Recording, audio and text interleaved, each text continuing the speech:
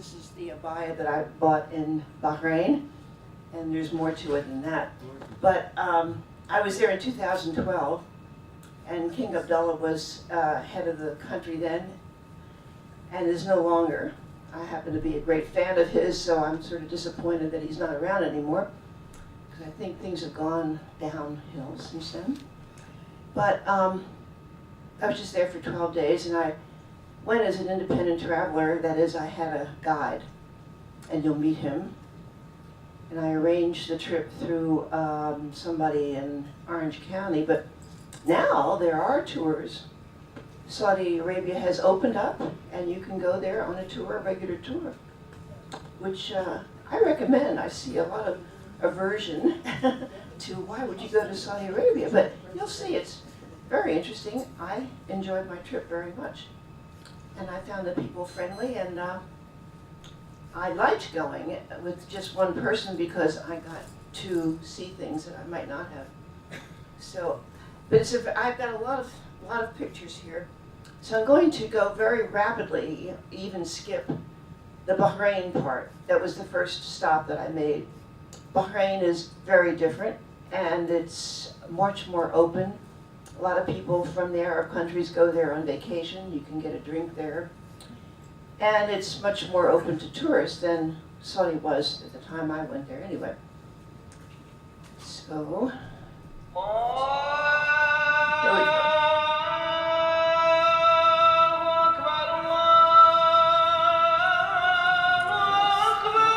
Call to prayer. It was in Limousine or whatever it is.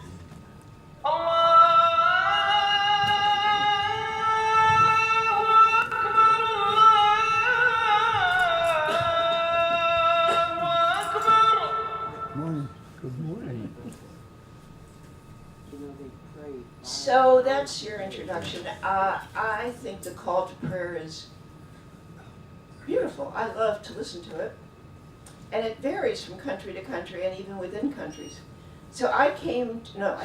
I was living in Egypt for a while, and especially on Friday afternoon, I would stand sort of in the middle of the street and listen to the call to prayer reverberate all over the city. There's a movie about the history of the call to prayer, which is quite interesting. Anyway, that's part of it. It goes on and on. And many mosques have a loudspeaker so you can hear it all over the city. So in Alexandria, you could hear echoes of it from mosque to mosque. So here's a map. I don't have a pointer today, but you can see that I started in Bahrain, which is a little tiny, compared to Saudi Arabia, a small island connected to Saudi by a very large causeway. And down here is a map of Saudi Arabia. So I flew from Bahrain to Riyadh, which is the capital. And I flew on Sadi Airlines. I had a problem getting a visa. That is, my visa hadn't come, and I was ready to leave, so I stayed in Dulles overnight waiting for the visa to arrive, and I had to go to the airport because I would miss my plane, and I still didn't have a visa. And the man at Saudia, who was not a Saudi, but he was very, very helpful, and he called my travel agent and everything. Finally, the messenger arrived with my visa. And I don't think she is a Saudi woman because you wouldn't have her unveiled in front of all those men. Typical passenger. Did she say when And this was? When she Although went? in other airlines you might find out Did she say how when she many went? miles to New York. The time? On this Saudi airline you find out how many miles to Mecca. Sometime fairly recently. And there's also prayer rugs on the plane, and people go to the back and pray, because you have to pray 5 times a day. Took about 12 hours from Dulles. And there's a little kid on top praying.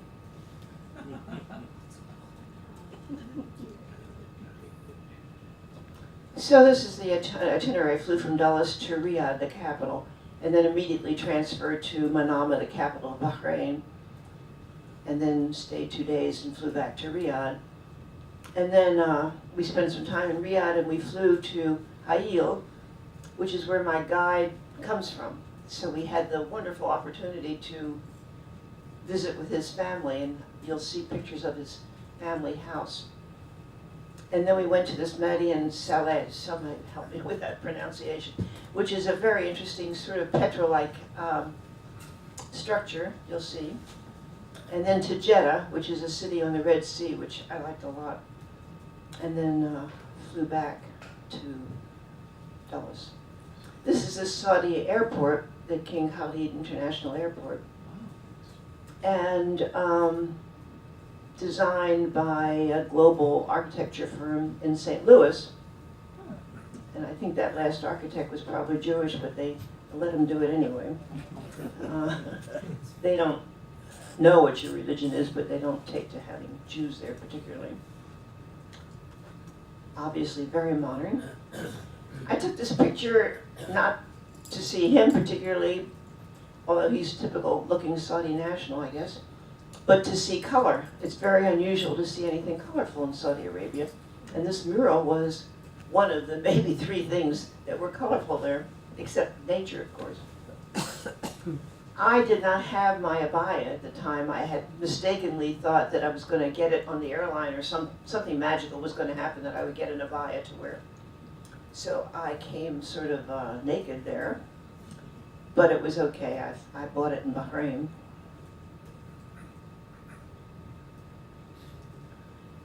She is covered, her face, only her eyeballs are sticking out, so I'm just going to go through these very quickly. This is the buffet at the hotel. These are some of the outfits made by Bedouins, beautiful things. Not so beautiful. And they have restored this old city, part of Bahrain, and it's beautiful.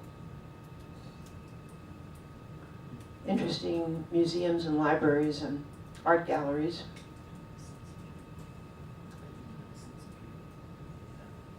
And a little place to get dates. This is a grocery store, which this helped me with what I'm showing here to eat.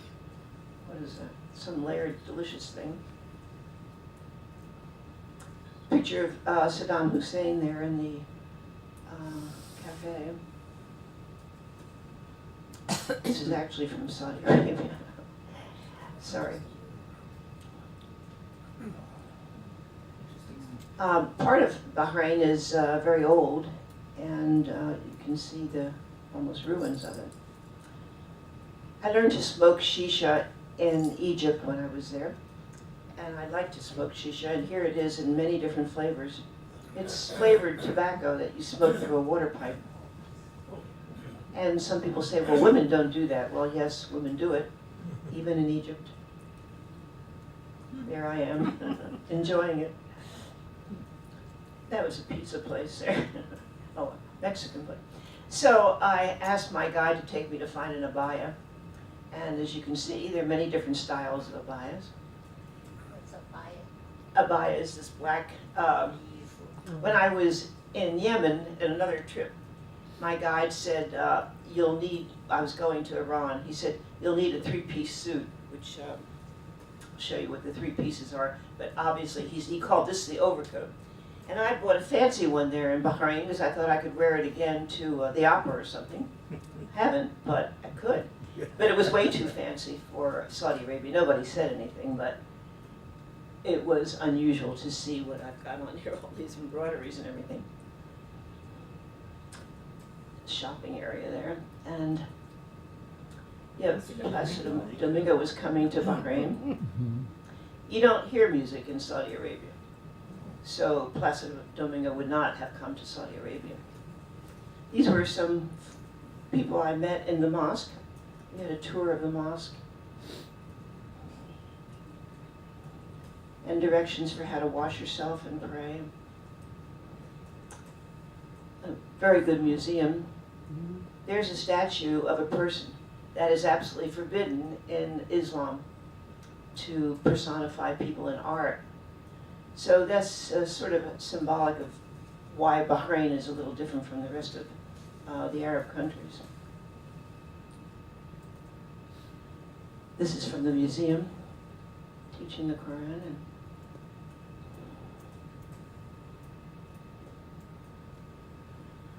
lots of camels around. This one was a friendly camel.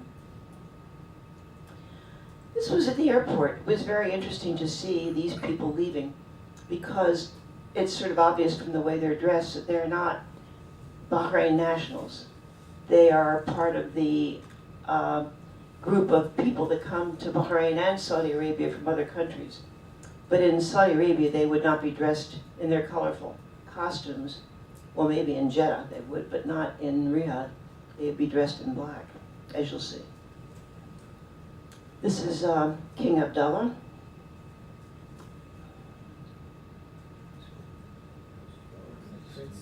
So, this is Saudi Arabia, and you can see it's the largest landmass. It's not the largest in population, but the largest landmass, and the second largest in the Arab world after Algeria. So you can see it's surrounded by all these interesting countries that I have visited at different times, except Libya and Chad I haven't been to, but that's Africa. And Ethiopia I'm going to at the end of the month, and Eritrea. That's another story. Okay, so Saudi has about 16 million people, plus 9 million, so more than half the population are registered foreign expats and 2 million illegal immigrants. So they have a problem with illegal immigrants too. I don't think 27 million is right, but that's the total population. And it's known as the land of the two holy mosques, Mecca and Medina, and the birthplace of Islam. Capital is Riyadh, language is Arabic, and the religion is a Wahhabi form of Sunni Islam. So it's a very strict form of Sunni Islam, as opposed to, say, Oman, which is a very liberal form of Islam, not Sunni and not Shia, but that's another story. So it's founded by the House of Saud in 1932. It's a relatively young country. It has the world's largest oil reserves. And you know more about that than I do, too, because that's where you lived, isn't it, in the Eastern Province? Right. Yeah, I didn't see that at all. At one time, it was an underdeveloped desert kingdom and is now one of the world's wealthiest nations with the discovery of oil, of course. And very much a welfare state, in the sense that my guide, for example, had his tuition paid all through college and is now, although he's back for vacation, living in South Korea in graduate school. And his apartment is paid for, his wife's expenses are paid for, his cars, I said that, his tuition and everything is paid for. And the same thing is true if you need medical care outside of Saudi Arabia. All that is paid for, and you'll see this family where there's sort of genetic eye defects. All of them have been treated outside of Saudi Arabia at no charge. Okay, Saudi Arabia was the only country in the world which banned people from driving. Now women can drive. King Abdullah resigned, I guess, at 90 years old. Had a little bit of retirement income of $18 billion. And his successor is King Salman, who became king in 2015. I had a Jordanian Uber driver the other day in Chicago who did not like King Salman and said he was very corrupt and not leading the country in the right direction. But he agreed with me that King Abdullah was a very good king, did a lot for the status of women in the country. Although it's minuscule, it's a lot for that country. This is where I stayed in Riyadh, and the 7 million people in the city, another 5 million in the area, and that's from 1960, where there were only 15,000 people there. There's a stadium, seats 70,000 people. The King Abdullah Financial District is an absolute going concern there. Riyadh has the largest all-female university in the world. They can't have male lectures. The male lectures have to be behind a screen or something. I mean, they have them, but they can't see them, and males can't see them. And that may have been changed for the last 80 years since I've been there. It's a hot desert climate, about 45 degrees in July. I was there in November. It wasn't that hot. No public transportation. It's a really hard place to get around. There are a lot of cars. And it's one of the richest cities in the Middle East, the 80th richest city in the world. And it was once a small walled city, and now a dynamic metropolis. Not that there's a symphony or an opera there, or movies. Those things aren't there. But it's got other things, lots of museums, maybe restaurants, big shopping centers, and the intention was to construct the world's first major financial district of the 21st century. And that's what is going on there now. This is some buildings. This is my hotel. This is Turkey, my guide. He was fun, he was loose. I was always veiled, and I'll show you the rest of my outfit here. And he didn't really care. Sometimes my thing blew off my head, or he didn't care, but technically I was supposed to be covered, just like that lady in the corner there. So, among non-blood relatives, men, women must cover the parts of the body that are ara, is that the right pronunciation? Not meant to be exposed. In much of Islam, a woman's face is not considered ara. In fact, in any country that I was in, Iran, Yemen, my face was not covered. But in Saudi Arabia, it had to be covered. And so you wear the hijab. Get the rest of my outfit out here. The abaya. This is the niqab.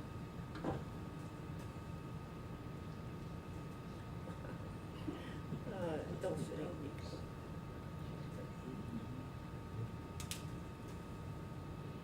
Tied it too tight. That's not working. Anyway, this is the idea. Covers my face. And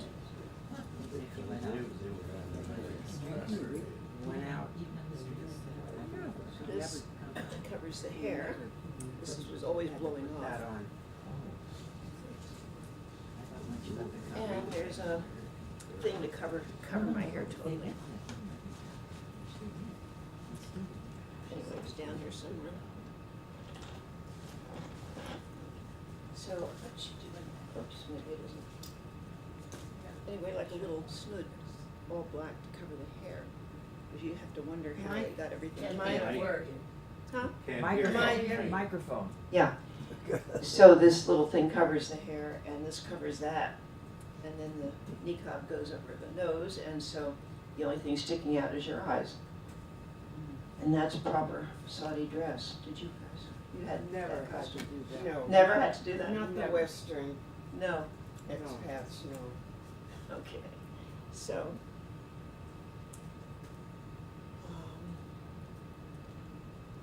when I was in, You'll need the mic. leave the abaya, yeah. When I was in Jeddah, which is much looser, I found these beads. They're prayer beads. I wore them over my abaya. Nobody seemed to object, but I needed Use a microphone. some decoration over my abaya for these prayer beads. Okay, so,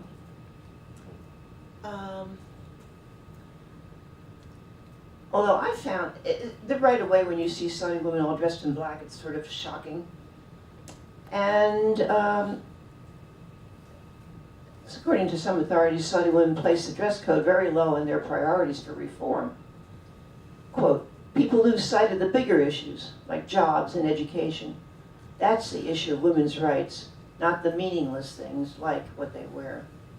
By freeing Saudi women, the West really means they want us to be just like them, running around in short skirts, night clubbing, and abandoning our religion and culture. So I don't know how representative that is of Saudi women, but that is a quote. And I only got to talk to young women and not extensively about what it was like to live there. The majority of women say they want to wear the veil.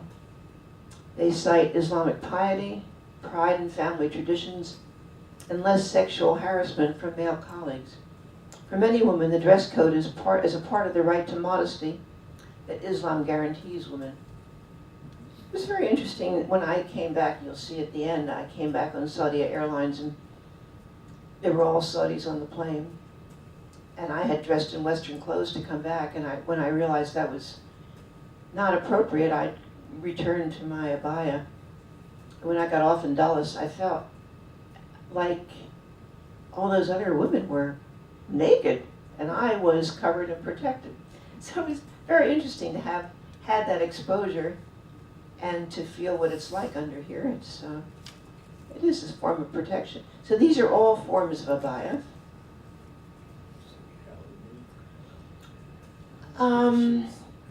There still is child marriage in Saudi Arabia. I'm not saying that she's married, this little girl, but so this is how women looked, and you don't know really by looking at them whether they're foreign workers or Saudi nationals. The shoes are pretty modern. And underneath they could be wearing the sexiest outfit you could ever imagine. But that is only for wearing in their homes. This is me. So that was, again.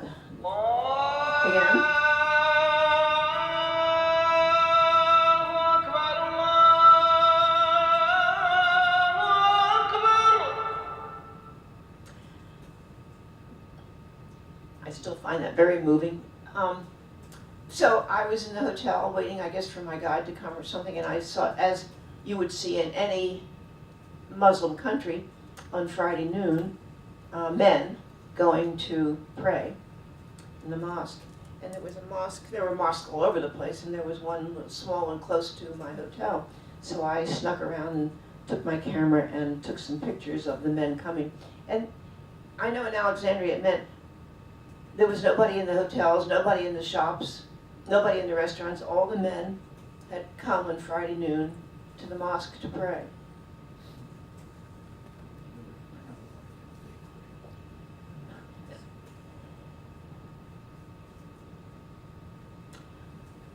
In Alexandria, I didn't hear this in Riyadh, but in Alexandria, the sermons were also broadcast all over the city, so you could hear different sermons. And of course, I didn't know what they were saying, kill the Americans or be good to your wife. I had no idea what the sermons were about, but they sounded very rabid. Anyway, this is the men's outfit. And the kafia is the often the red and white thing and held together by an agal. Probably saying that wrong. Here they are. There's the red and white pattern. And I have one of these and it's pretty, but it's a symbol of Palestinian nationalism. So when you wear it, it sort of says which side you're on. So there is, since everything was closed on Friday after the call to prayer, my guide took me to a camel market outside of Riyadh in the desert. It was a long ride on a very nice highway, and even the camel market was closed, just to see what's going on there. Some beautiful hangings. And often men come out for the weekend to stay overnight and to buy their camels because it's on an auction for camels. Camelo.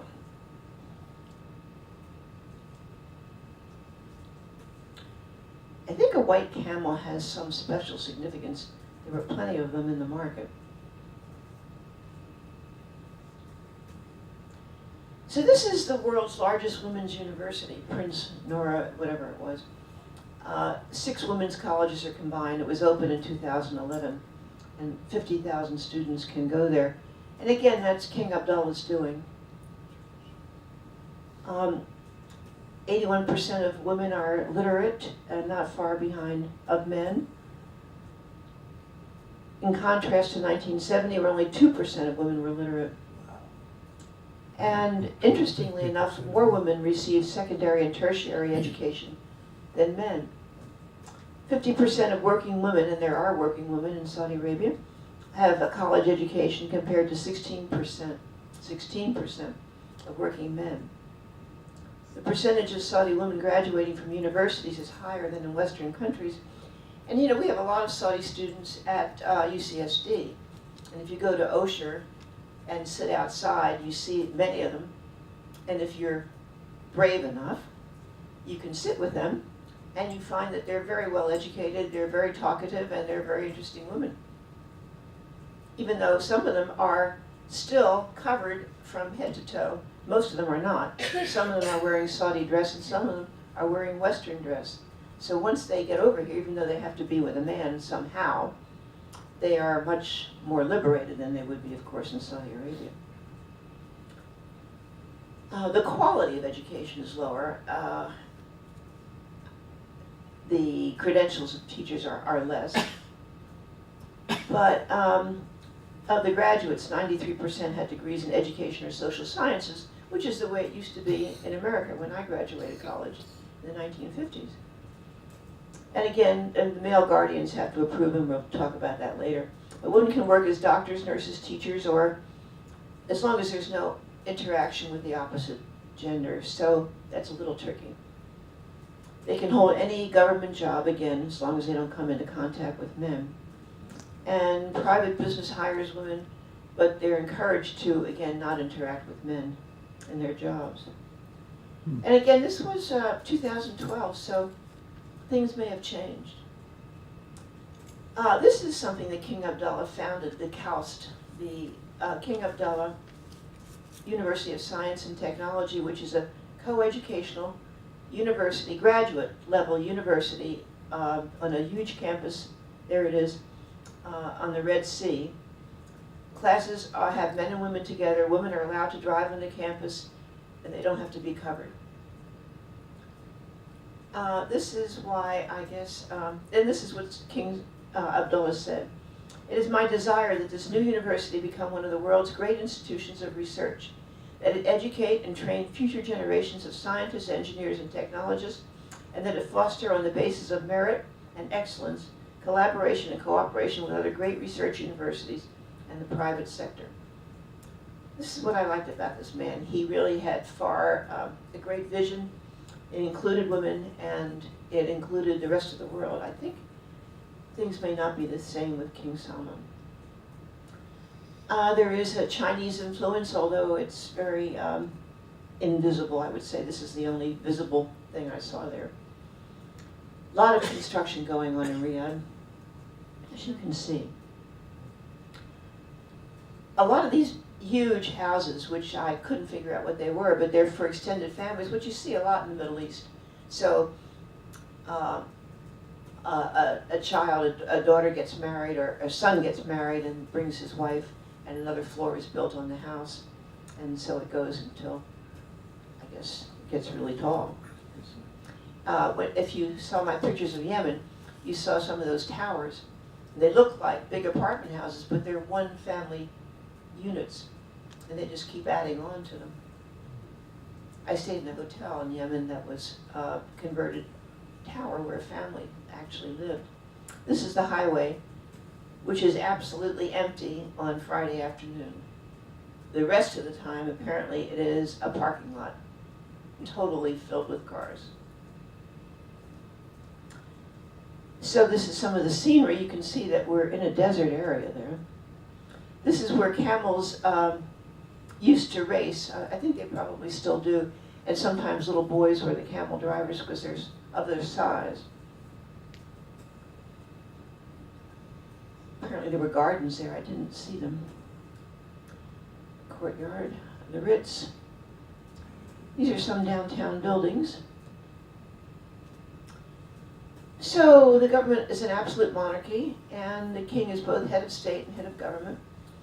They do have to consult with their religious bodies and the senior princes of the royal family, of which there are many, many. The Quran is the constitution, and based on the principles of Sharia law. Government is dominated by the vast royal family, the Al Saud, which has been divided by internal disputes and into factions. Participation outside of the royal family in the government is limited. On the bottom there is Quranic verses written in Arabic. It's a beautiful script. There's King Abdullah, and he was only king since 2005. There are no political parties, no national elections. The most authoritarian regime from among the 167 countries raided. And the successors come from the family of Al-Saud. And Prince Salman was the crown prince, and after him, because he's not a spring chicken, he was 78 when I wrote this. This was years ago. But there are about 7,000 different princes from which the successor could be chosen. They tend to look alike from my point of view because they have the same sort of facial hair and they wear the same sort of headdress. So, by coincidence, I found these two people from San Diego who were on a very short trip to Saudi Arabia. They just had a few days in Riyadh, and there they were in my hotel. So Turkey took us all around. That's Barbara. She has a travel agency in Del Mar. And I forget his name, but he travels all over the place.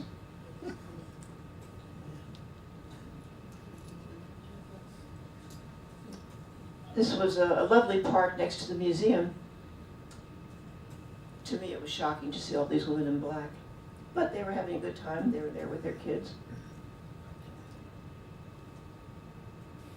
This is this really wonderful museum. There was stone art somewhere in the countryside, which I didn't see, but this is a reproduction. This is Lawrence of Arabia.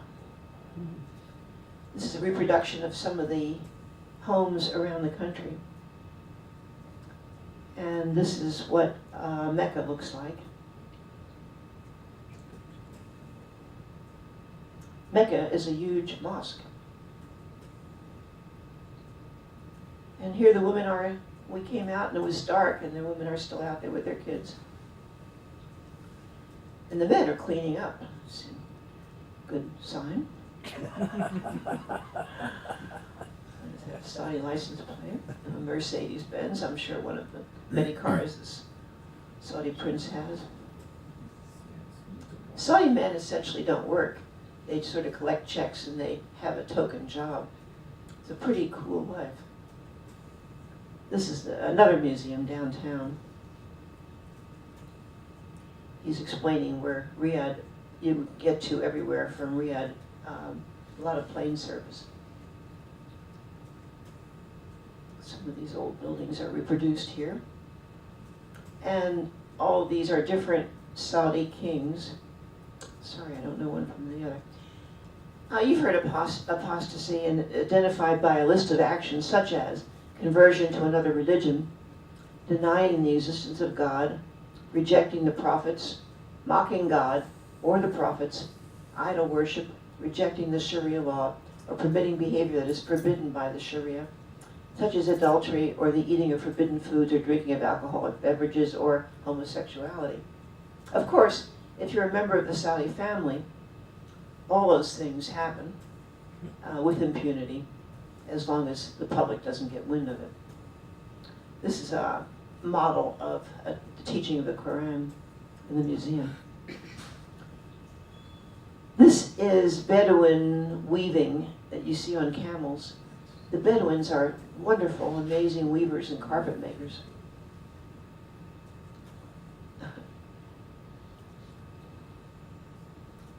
I don't think we'll talk about it. The ulema is the religious body, which has kept everything very conservative, and King Abdullah was able to get around some of the teachings of the ulema, but at one time, the ulema had a strike and occupied Mecca until some of the progressive reforms for women were turned back. So they're a powerful group.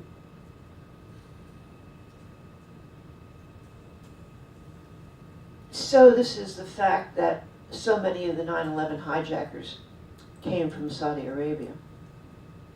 I think you know that.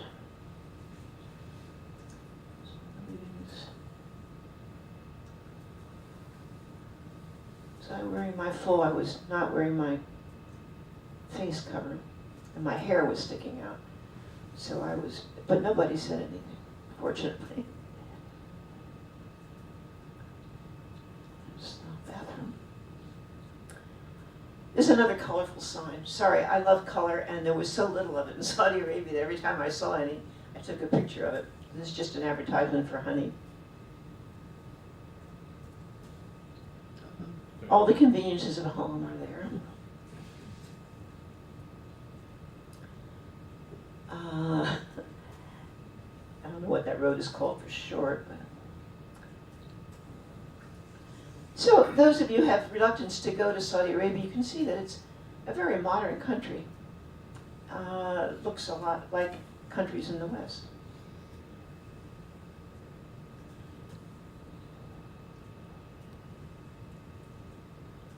I think the medical services there are very good, and yet they will pay for people who have some diseases that are not treated in Saudi Arabia to go out of the country and get treatment.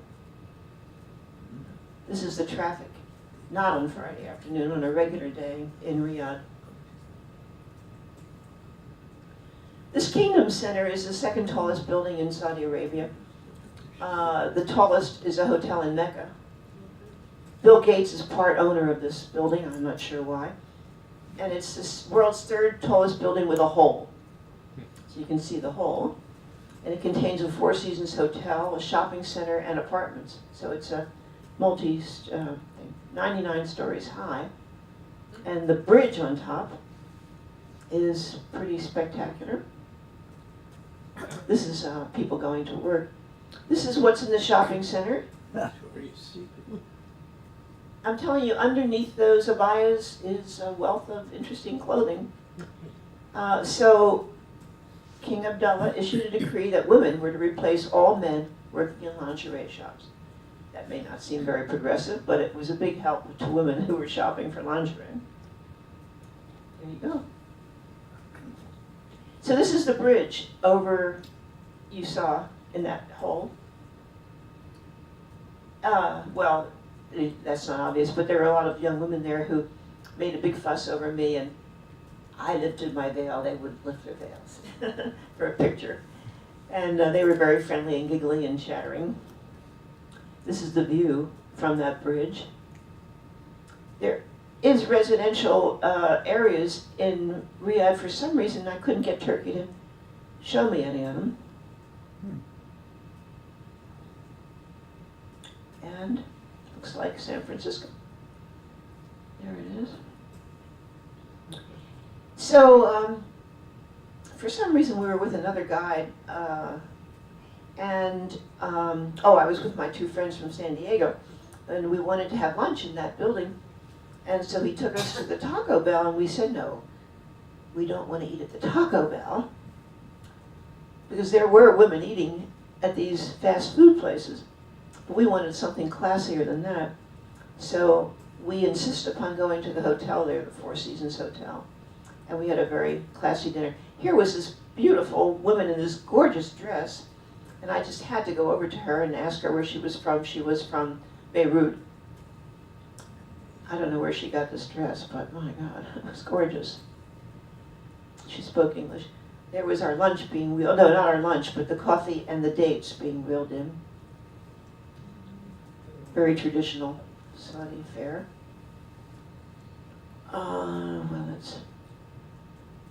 So we left Riyadh and we went to Hayil by plane, where Turkey's family came from. And it was on the way to the other places we were going. It's in the middle of the country. And most Saudi homes have one entrance for men and another for women. For non-related males to enter the female sections of a home is a violation of family honor. Non-related males. The Arab word for the secluded section of the house is harim, which means at once forbidden and sacred.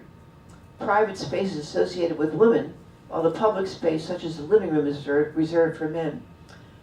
Traditional house designs also use high walls, compartmentalized inner rooms, and curtains to protect the family, and particularly the women, from the public.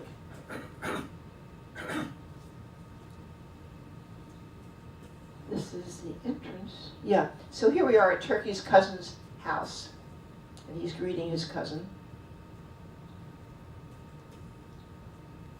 This is the men's living room, where I was allowed to sit, because I was a foreign visitor, and it's where we were served lunch. And you can tell that a lot of people live there, extended families live there. There's a TV up there, as you can see. Air conditioning. This is a corner of the kitchen. And there were lots of kids there. I had no idea who belonged to whom. And you'll see one of the kids has very heavy lenses on. There seems to be a genetic problem with vision in that family. I imagine there's a lot of inbreeding, I don't know. But that family almost, I don't know how many members of the family were treated for vision problems. Can't remember, but they were shipped to some other place to be treated at no cost to them. One of them stayed for several months having eye surgery there. It was all paid for. I don't know, this must mean something, I don't know, associated with Winston Churchill, but they seem to know a lot about this sign. And the boys and girls are together here. There's me again with my hair sticking out and all very unkosher, but I couldn't get it all together, so. These kids were very friendly. This was the lunch that the women had made that we were eating, I was eating with the men. It's pretty good. But the women didn't eat with the men. The women did not eat with the men, no. Do they use forks and spoons and things? Forks and spoons. Yeah, I think so. Now I don't remember. This looks like beer, and I don't know what it is. It can't be beer because that's forbidden. Here it is. There's a spoon. There's a spoon. Looks good. It is good. She's showing me around. I don't think I saw the whole house. So then I went to the women's quarters, well, just adjacent to the men's living room. And I did the unthinkable. I took a picture of these women. And they were shocked. But nobody made me delete it. So you have seen something that is not supposed to be seen, and that is their faces. This woman has vision problems. Vision. Here's the kitchen. Of course, they consume a huge amount of food. These are the male guardians, the namus. It also means honor. It also stands for modesty and respectability. So you can't really do anything if you're a woman without a male guardian. It's a long story, and it's associated with honor killing. If a man loses namus because of a woman in his family, that is, if a woman under his care does something bad, he loses his honor, and he may attempt to restore his honor by punishing her or even killing her. And here's a woman murdered by her father for chatting with a man on Facebook. And conservatives called for a ban on Facebook since it incites lust and encourages gender mingling. Of course, that's why I hadn't gone to Saudi Arabia before when I was in the Middle East, because I didn't have a male who spoke Arabic. I was trying to rent one, but I couldn't find one. So finally I got one through my travel agent in America. And I got there on a business visa. There were no tourist visas at the time. May explain why my visa was so late to arrive. I almost missed my plane, but anyway, now you can get a tourist visa. This is a little city where his cousin's house is. The cousin is that male that he embraced. I don't know why it was his house particularly. Apartment houses. And the view. It's a pretty big city.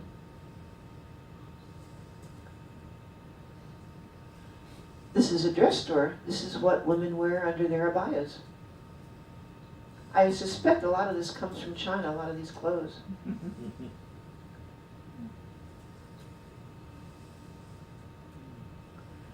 Gold is a very big commodity in Saudi Arabia, and here was a store with very fancy jewelry, right in this little town.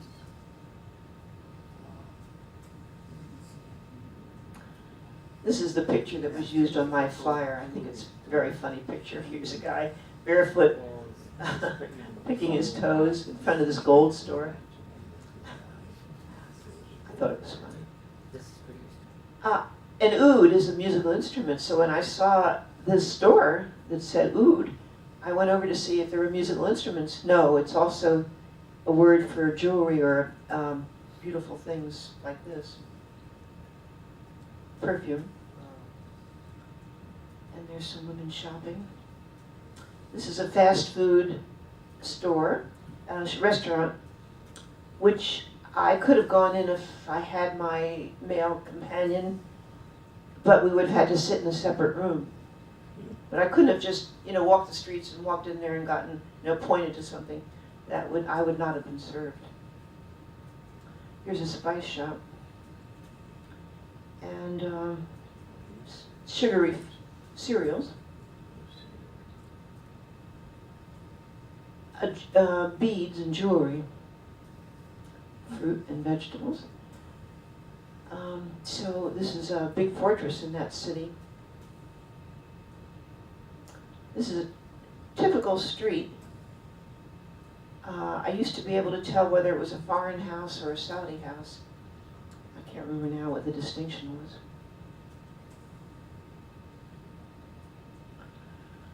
A man built a local heritage museum there, and he has this in there, the way it used to be to get around there. The mosque has, of course, a ladies' prayer hall. So then we went to these ruins at Al-Hajir. I'm not sure I'm saying that right. But it's a World Heritage Site. It was inhabited 3000 BC by the Nabateans in the 1st century CE. It was on a trade route from Jordan to Syria, and you'll see things that look like Petra. There's 131 tombs in here. Quite remarkable. I'm going to go through them pretty fast, but the carving is amazing. This is just how it looks naturally. What is that? Gas station. Oh, another piece of color. If you've been to India, you see these everywhere you go. When you turn your head, you see color decorations like this anywhere, everywhere, in the slums, everywhere. But color, even in amateur painting like this, is very, very rare in Saudi Arabia. There's Turkey. Sunset. This is where we stayed for 2 nights in this resort. And they had a nice restaurant. And they had father, son, the Quran, another Bedouin weaving. The railway used to come from here, through here, I think to Petra, I'm not sure. It would have been very interesting to take a train from one end of Saudi Arabia to another. This is now a museum. People were having a picnic lunch there. Again, another beautiful weaving, I think, Bedouin. And a story about the antiquities there. So this is the 1st century BC, and they lived there till the 2nd century AD, and these are their tombs and their dwellings and their water management system. Wells are here. Beautiful rose-colored sandstone, not unlike what you see in Petra. In fact, if you saw this just out of context, you might think you were in Petra.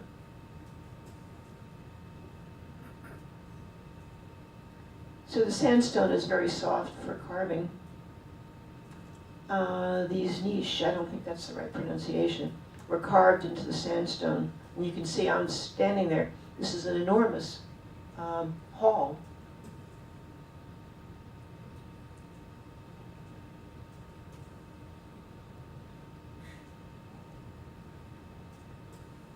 There's tombs down here, and then these very elaborate carvings. These are different ones. So it's a World Heritage Site, as you can see from the UNESCO flag. But in the middle of the city is this very nice fountain, an interesting statue, and a museum of ethnography, which you don't need to know all about that. A very beautiful illustrated Quran. And that interesting about the old town, here's another Bedouin weaving, and a fountain, and more of the mountains around. This little donkey is here. And I don't think they get their ice from Alaska, but it's possible. there's Turkey taking a picture of this beautiful scene there. And we went to a bread company. Here he is baking all this delicious looking bread. Somewhere up there, while we were looking at the view, comes these two women. And I had talked to them in the hotel. And they were covered. They were with Speakerman. They were on a Speakerman tour, which is very good tours. And Speakerman, their guide, insisted they be totally covered all the time. You know, not like their hair flying away and forgetting to put their face thing on. They were totally covered, except in this car. And so they called out to me. They were from Michigan or someplace, and so we said hello. It was pretty rare to see American tourists there. Not now, I don't think. So everything is segregated by sex. This is a McDonald's in Riyadh, where the dining rooms are segregated by sex. And it's a bit like apartheid by gender, I guess. So because you have to remove your veil to eat, the women have to be in a separate dining room with their men. And then there's family sections, etc. This was my hotel restaurant in this little town that we stayed in. And behind the screen was where women could go and remove their veils. So these young women were there, and they came, when I was there by myself eating breakfast, they came out after me and dragged me behind the screen and wanted to know, what I was doing there and could I visit them at their local college. And they did not take their veils down. I did, of course. And I joined them for breakfast there. And even though they didn't all speak English, they spoke something. And we had a wonderful time. And so when I found out they were in a local college, I said, well, I can come by and talk to your class. I've done that in other countries, and it's fun. So they said, okay. And then I told Turkey, and he didn't like the idea. But it turns out they came by. I don't know who she belonged to, but here's my full hair, but I was behind the screen. There I am. Now see, that woman is fully veiled. Different states of undress, as it were. So the next day they came by again, and they had a big party in the main dining room. And they had all these party favors and all this stuff, and Turkey pulled me away and he said, we have to, I guess, catch a plane, I guess we did, to Jeddah. And I couldn't stay for the party. I was really disappointed. And the idea, somehow he didn't like the idea of my talking to their class either, so that was the end of that. But that was a lot of fun. They were a really wonderful, hospitable group of women. Here they are. This was the first full-length Saudi movie that was ever made. Did anybody see this, watch them? It was about a young girl who wanted to ride a bicycle, which was not permitted at that time. So she was it was written by a woman, and it was shown in many film festivals. This is the road to Jeddah, and these are signs for Medina and Mecca. So this is where the pilgrims go. I don't know what looks like he's drinking Red Bull. That's a liquor, isn't it? Or something? No. Beer? I can't believe he got that. High caffeine. He was a pretty hyper guy. He didn't really need Red Bull. So people who were not permitted to go to Mecca had to go there. So there's about 1.3 million people living in the city of Mecca. And Medina is another city where people actually live. And many people who come to take the pilgrimage, the Hajj, stay and live in these cities, maybe permanently or temporarily. And they're very interesting cities because they have people from every part of the Muslim world, which can be Indonesia, it can be Thailand, it can be even China. And consequently,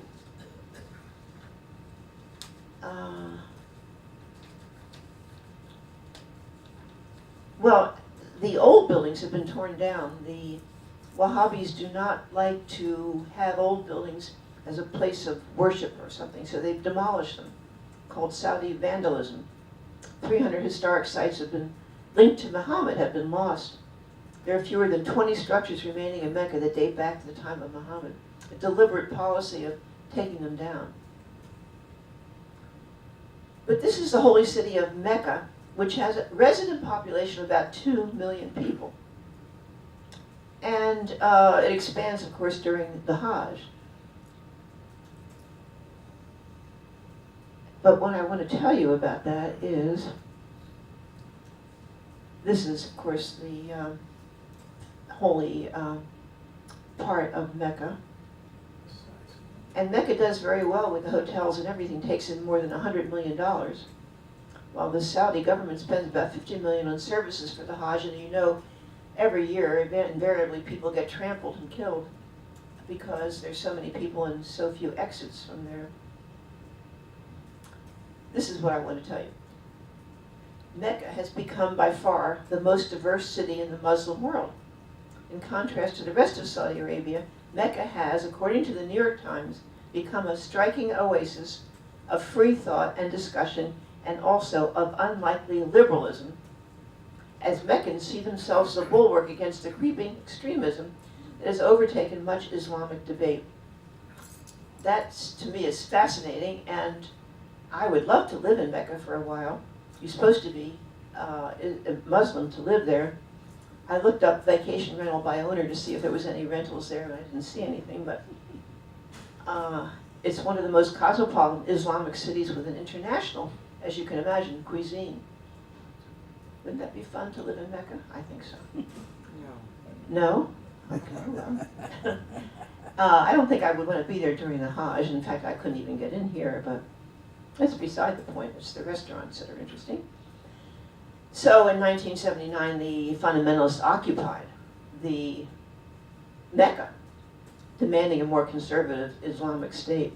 Fortunately, that didn't happen under King Abdullah's reign. So they retracted all these things that had been done, and you had to wear the abaya in public.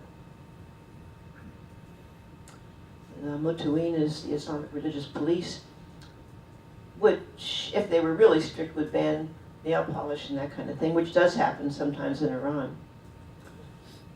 So Jeddah is one of my favorite cities, and it's the second largest city with 4.3 million population, and is the gateway to Mecca and Medina. And there's Hajj disease because of people coming from different places. But what's interesting about it is that the Jeddah residents are a multi-ethnic mixture with major impact on Jeddah's traditional cuisine and culture. So there's 4 major Arabic newspapers, 2 major English newspapers, and quite a variety of outfits, and much looser than Riyadh.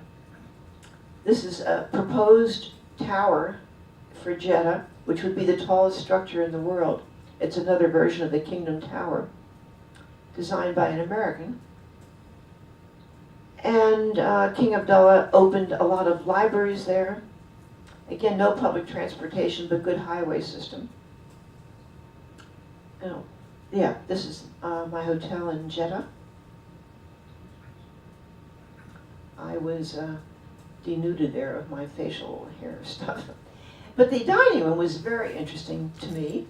Besides the fact that the food was very good, the women there and the men were very informal, and the women were wearing all kinds of interesting outfits, not black. Well, some black, but decorated, and white things over their heads, and not their faces weren't covered. They wore their African headdresses.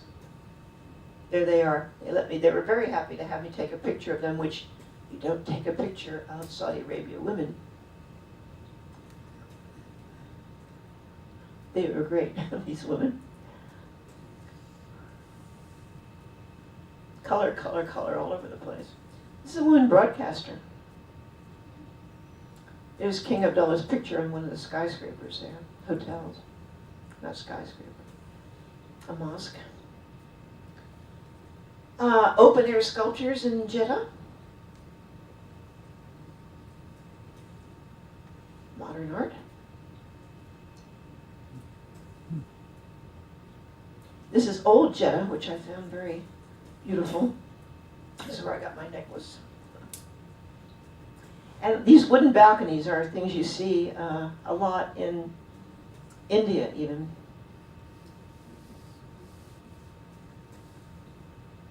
I have to go through these fast. So there are about 240,000 Palestinians living in Saudi Arabia. They're not allowed to hold or even apply for Saudi citizenship because the Arab League prohibits Arab state from granting them citizenship. It's a very interesting factoid. Palestinians are the sole foreign group that cannot benefit from a 2004 law passed by Saudi Arabia's Council of Ministers, which entitles expats of all nationalities who've resided in the kingdom for 10 years to apply for citizenship, with priority being given to degrees in various scientific fields. Palestinians are made to be a perpetual nomadic refugee group, even unto the third and fourth generation of people who've left Palestine, because they're forbidden by the Arab League to have citizenship in any country. I would say to perpetuate the plight of the Palestinians, which doesn't have to be a plight. They can be living as citizens in these countries to which they have fled, but that's the way it is. So Salafism is this strict puritanical approach to Islam. Wahhabism is not what they're called. This is another place in the old town. There was slavery in Saudi Arabia until 1962. Whether he came as a slave or how he got there, I'm not sure. The wooden balconies. So this is what a woman says, a real estate investor. For me to go to any government agency or to the court to buy or sell property as a woman, I'm obligated to bring 2 men as witnesses to testify to my identity, and 4 male witnesses to testify that the first 2 are credible witnesses and actually know me. Where is any woman going to find 6 men to go with her to the court? It's hard for me to get my legal rights. The solution is to use one's connection, pay a bribe, or be sharp-tongued.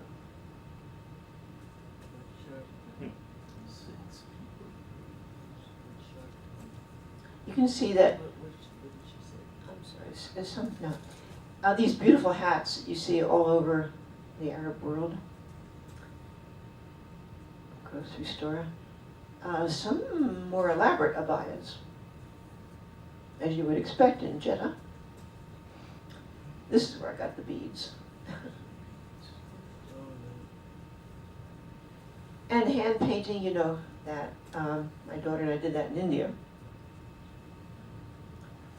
She's a very modern looking lady, and sort of obvious from the way she's dressed and the way she looks that she's not a Saudi woman.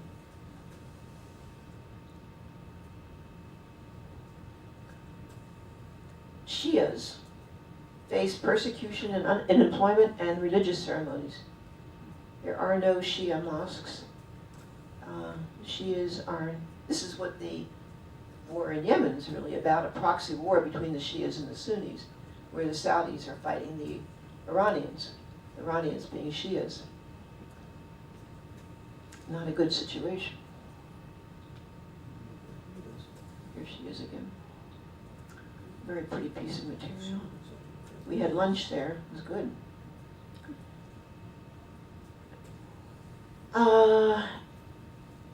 Arabic is the medium of instruction with the emphasis on English as a second language. Some international schools there use English as the language of instruction, and they also allow mixing between males and females, while other schools do not. This is a family house, but there's some very elaborate houses in Jeddah, owned by foreigners and nationals. There are around 100,000 Westerners in Saudi Arabia, most of whom live in compounds or gated communities, which is probably what this is, with protection. Let's see, so religion is very strictly practiced one way, and only one way.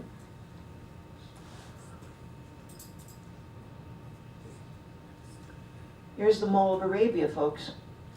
You can get anything you want at the Mall of Arabia. Turkey says he loves to go there with his wife because it's air conditioned. He can sit there and do nothing and drink coffee. And his wife spends a lot of money there. Not this particular one, but where he lives. And there it is. Ice skating rink in there. Another mall. No theater, no public exhibition of films, no music, no art depicting people. Public expression of opinion about domestic, political, or social matters is discouraged. Public observance of non-Islamic religious holidays is prohibited. It might be the one place you can go where Christmas is not observed.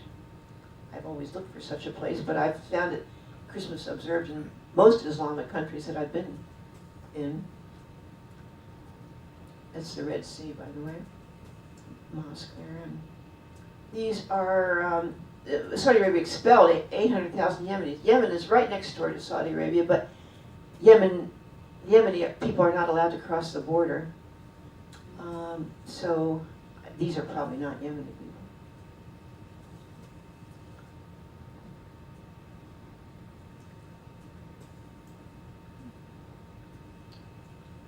These are the different kind of nationalities that are living in Saudi Arabia. So the largest nationality is Indian. 31% of the population are foreign nationals, which I assume all these people are. You don't see that in Riyadh, these different outfits. Here you go, Ruby Tuesdays, McDonald's, Fish Market, Applebee's. Now, this is the highlight. They have a very well-known fish market here. Obviously, very fresh fish. They also sell shoes outside. And this is what goes on there. This opens at 4 o'clock in the morning, my Jordanian Uber driver was telling me. And it's open all day, and you can pick out your fish, which Turkey had brought a friend of his who lives in Jeddah with him, and so the two of them picked out our lunch. And this is noteworthy. And then we were taken to the back room where women could go, and the men had to eat with us, and had our Pepsi Cola and our salad, and then our delicious fish, crab, seafood. So restaurants typically bar entrance to women who come without their husbands or related men. Women can't be waitresses except for a few places. So I would have been barred if I just walked in off the street and picked my fish. That would be unheard of. So this was served to us. It was yummy. So this is a little background. An Arab is a person whose language is Arabic, which is a lot of people, who lives in an Arabic-speaking country and who is in sympathy with the aspirations of the Arabic-speaking people, as defined by the Arab League. Only 20% of Muslims are Arabs. There are 422 million people in the 22 countries and territories that comprise the Arab League. 22 countries. And half are under 25 years old. I'm just mentioning this in contrast to the Western countries which is losing, Western countries, Europe, Japan, losing population, and having an older population where it's going to become that third of the population in Japan already is over 65. It's going to happen here and in Europe too, unless we allow more immigration, of course. But that's not true in the Muslim countries. So if you look at the demographics of the world, the non-Muslims are going to be outnumbered by the Muslims in a very short time. Islam is the second largest religion after Christianity. According to a 2010 study, Islam has 1.62 billion adherents, making up over 23% of the world population. And 1/10, of course, is to go on a Hajj. Just want to point that out because we know so little about Islam We went to the Islamic Cultural Center, Islamic Center of San Diego the other day, learned a little bit more about it, but it would behoove us, I think, to learn a lot more. So I concluded these things, which it was quite a big cultural experience for me to be there. And I determined that, to me, Saudi Arabia is a significant, paradoxical country, both modern and archaic. Significant, not to be ignored at all. Compared with other Middle Eastern countries, it is drab, colorless, and restrictive, despite the big buildings and everything. Jeddah is a more colorful, ethnic, liberal, and interesting place than Riyadh, and Mecca sounds like a good place to have a vacation rental by owner, working. The Wahhabi religion is oppressive for women and minorities, and much depends on what the king is allowed to do. And as I said, when I arrived at Dulles, I had culture shock, and I felt unprotected after those 12 days in Saudi Arabia. This is a movie that you can see, you can rent, about the story of Islam and how the call to prayer originated. It's very interesting. Anthony Quinn is in it. And here is Prince Salman. He's a good-looking dude. He doesn't look as old as he apparently is. But I don't think he's a nice man. Here we go. Saudi women can finally drive.